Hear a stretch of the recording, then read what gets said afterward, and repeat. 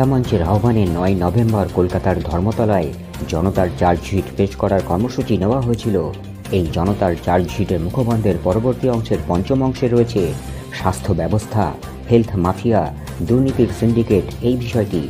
এই অংশে কি বলা হয়েছে সেই কথাই রয়েছে #লাইভ নিউজ বাংলায় আর.জি. কর কাণ্ডে জনতার চার্জশিটের ষষ্ঠ পর্বে। অভয়া মঞ্চের এই জনতার চার্জশিটের পরবর্তী অংশে রয়েছে গণতন্ত্র বনাম শাসকের স্বেচ্ছাচার এই বিষয়টি। এই অংশে কি বলা হয়েছে সেই কথাই থাকছে #লাইভ নিউজ বাংলায় আর.জি. কর কাণ্ডে জনতার চার্জশিটের সপ্তম পর্বে। গণতন্ত্র বনাম শাসকের স্বেচ্ছাচার এই বিষয়টি নিয়ে অভয়া মঞ্চের এই জনতার চার্জশিটে বলা হয়েছে, সমস্ত হাসপাতাল এবং মেডিকেল কলেজে গণতান্ত্রিক কাঠামো বলে কিছু নেই।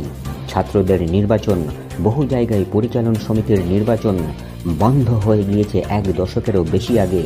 কেন কেবলমাত্র এক ব্যক্তির খেয়াল খুশি মোতাবেক কমিটি করা হবে? দুর্নীতি চক্রের অবাধ বিচরণের স্বার্থেই কি গণতন্ত্র বাতিল হয়ে গিয়েছে? হুমকি দেওয়া, ভয় দেখানো, অন্যায়ভাবে পাশ ফেল করানো, নানা ধরনের আর্থিক তছরূপের সুবিধা করে দিতেই কি এই গণতন্ত্র ভ্যানিশ প্রকল্প? রাজ্যের সরকারি বিদ্যালয়গুলির করুণ দশা, হাজার হাজার স্কুল বন্ধ হয়ে যাওয়ার মুখে, শিক্ষক নিয়োগে চরম দুর্নীতি আজ প্রমাণিত, প্রাক্তন শিক্ষামন্ত্রী সহ আধিকারিকেরা জেলে।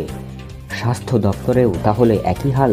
তাই কি গণতান্ত্রিকভাবে নির্বাচিত কমিটি গঠনে শাসকের এত অনীহা?